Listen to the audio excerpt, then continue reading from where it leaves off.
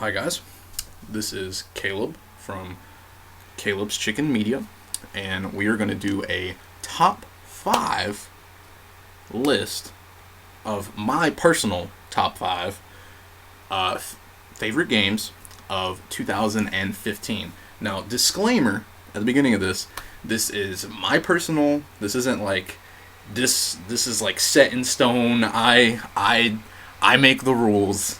This has to be number 5. This has to be number 1.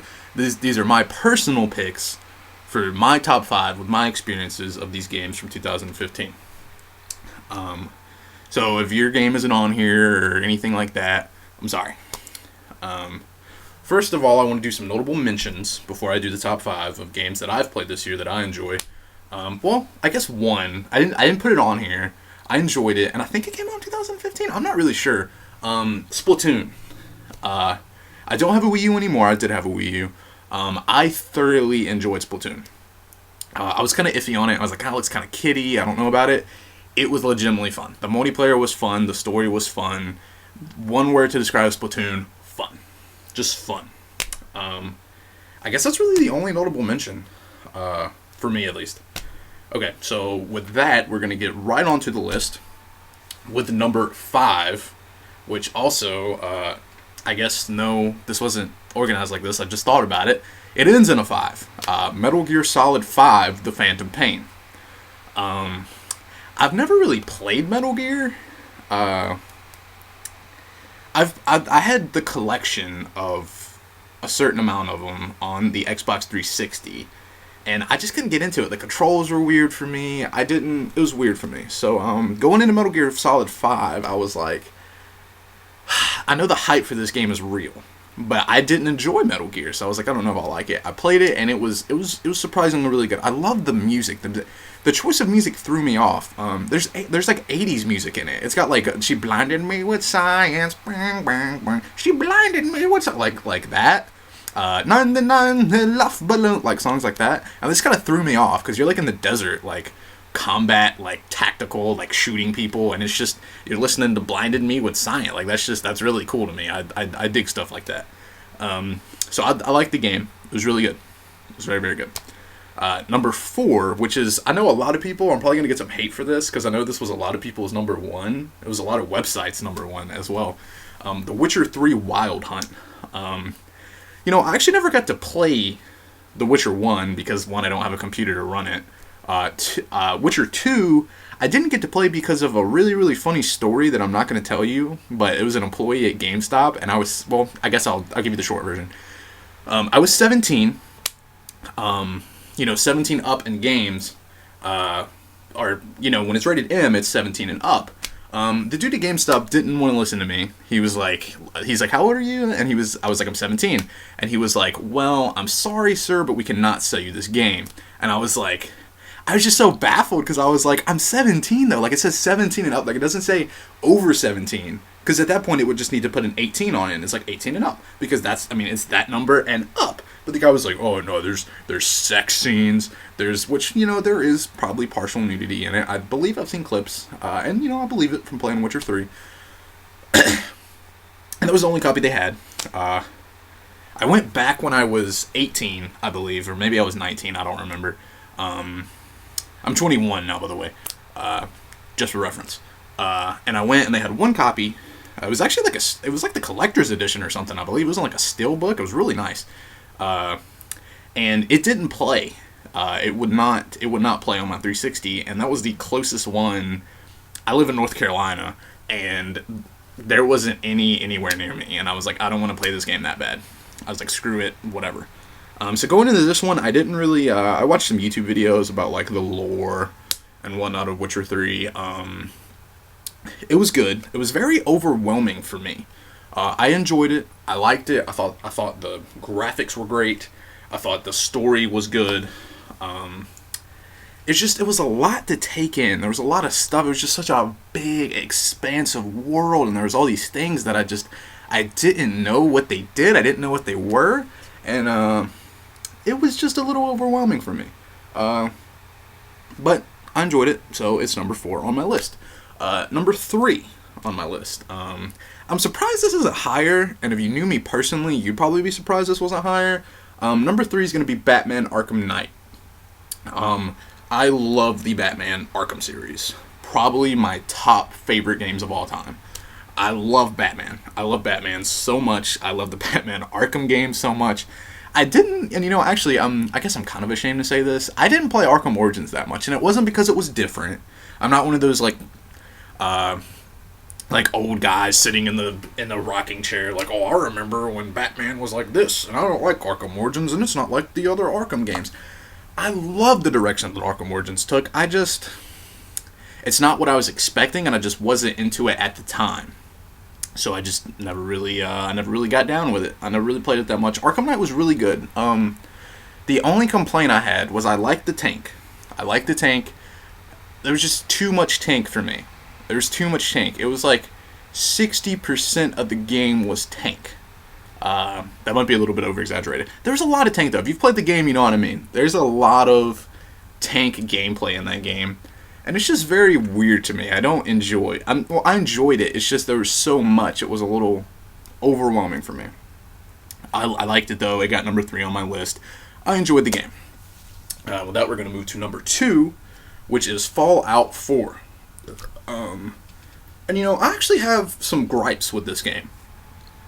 And I don't even want to say gripes because I don't really have a problem with it. It's just I don't like the game as much as I thought I would. I mean, thinking about it, like, before Fallout 4 was announced and everything, the idea of Fallout 4 in my head, I'm just like, oh man, like, I would play it all day, every day. Awesome game. I can't wait for Fallout 4. There's no way it can be bad. There's no way I'm not going to absolutely love it, and it's not going to be my favorite game ever. And then when I played it, and most of the time when you go into things with that expectation of like super like, okay, it can't be bad, I'm gonna love it, it's gonna be top notch, you're probably gonna be let down. And not let down to the point where you're not gonna like it, but just to the point where like you were expecting to be here and you only got about here, which is still good. It's still great. I still love the game. I mean, it's number 2 on my list. I love it, but it's not, I don't like it as much as I thought I would. It's not this like glorious experience that I thought it was going to be, but I do thoroughly enjoy it. And now, drum roll to number, that was a really bad drum roll. That was really bad. To my number 1, which I feel like I'm going to get a lot of flack for this. I feel like I'm going to get a lot of hate, because with this game, it's very down the middle. That wasn't even in the, is that in the middle? That's in the middle. It's very down the middle. It's kind of like you either love it or you either hate it like a lot. Star Wars Battlefront is my number 1 game. Now hear me out before you're like, oh, dislike. I like it.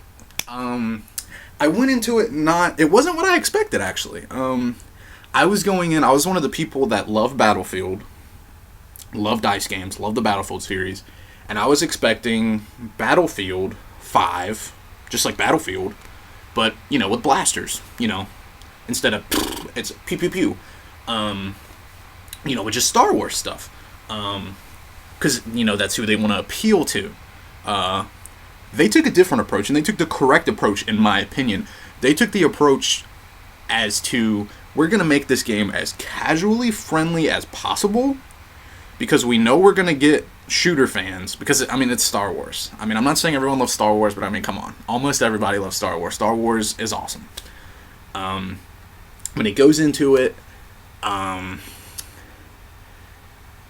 anyone can pick it up. Because at the end of the day, there's going to be a lot of, you want to appeal to everybody. And the only thing about Star Wars is there's a lot of Xbox One sold. There's a lot of PS4 sold. There's a lot of next generation consoles in people's homes. So, and there's a lot of people that have went to go see Star Wars Episode 7, The Force Awakens. I actually haven't seen it yet. I'm going to go see it with my girlfriend pretty soonish, I hope. I haven't seen it yet. I have read some spoilers, though, which kind of sucks. But, anyways, there's a lot of people that are going to see the movie, and they're going to be thinking, man, I really like Star Wars. Hey, isn't there a Star Wars game out? And here's this game. If they pick it up and it's like Battlefield, and it's very, you kind of got to know what you're doing, and you want it to be casual. You want it to be casual and also because just Star Wars fans in general are going to pick this up just because it's Star Wars licensed. Anything Star Wars, they're going to buy. That's just how it is. They don't care what kind of game it is. It's Star Wars. That's all they need to know. They're going to purchase it. And not only does DICE want them to purchase it, they want them to stay and purchase DLC and like the game. So what did they do? They made it casual friendly, which I think was a very, very good idea on DICE's part. That was my top 5. Top 5 games. I could have done a top 10, but I didn't enjoy that many games. Like I said, I had one, Smash Brothers too, but technically I don't think they came out in 2015. Anyways, I had one on there for Wii U lovers. Splatoon, I enjoyed Splatoon. I had one extra one. I wasn't going to do a top 6. That's weird. That doesn't sound right. That's not correct. We're not doing that around here. It's going to be, and plus my OCD wasn't like that. It needs to end in a 5 or a 0. 5 or 0. That's it. That was my top 5 of 2015.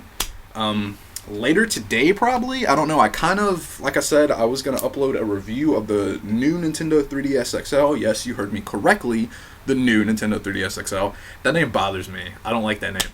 I hate...